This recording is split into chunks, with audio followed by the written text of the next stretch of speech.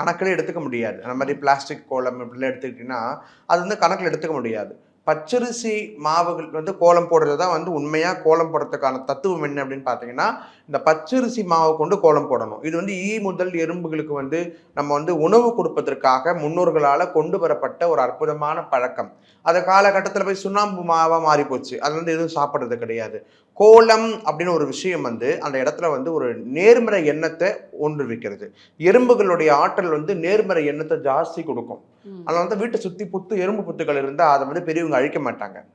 நம்ம வீட்டுக்குள்ளே எறும்பு வராமல் இருக்கிறதுக்கு சாம்பல் போடுவாங்க. ஆனால் வீட்டுக்கு வெளியே எறும்பு புத்து இருந்தால் அதை அப்படியே விட்டுடுவாங்க, எடுக்க மாட்டாங்க. காரணம் நேர்மறை எண்ணத்தை வந்து தோற்றுவிக்கும் எறும்புகள் இருக்கிற இடம். அதை வந்து தினசரி நம்ம வீட்டு வாசலுக்கு வரணுன்றதுக்காக அரிசி மாவில் கோலம் போட சொன்னாங்க. அப்படி வந்தால் கெட்ட சக்திகள் நுழையாது, அதுக்காக தான் எறும்புங்க அங்கே வரணும்னு முன்னவர்கள் வந்து கணக்கு போட்டு ஒரு கோலம் போடக்கூடிய முறையை வந்து கொண்டு வந்தாங்க. இதெல்லாம் இன்னைக்கு நம்ம மறந்துட்டு பிளாஸ்டிக்கு சுண்ணாம்புன்னு போனோம்னா, பெயிண்ட்னு போனோம்னா ஒன்றும் அதில் கணக்கு. உங்கள் பசியார எங்கள் ருசி பேசும்.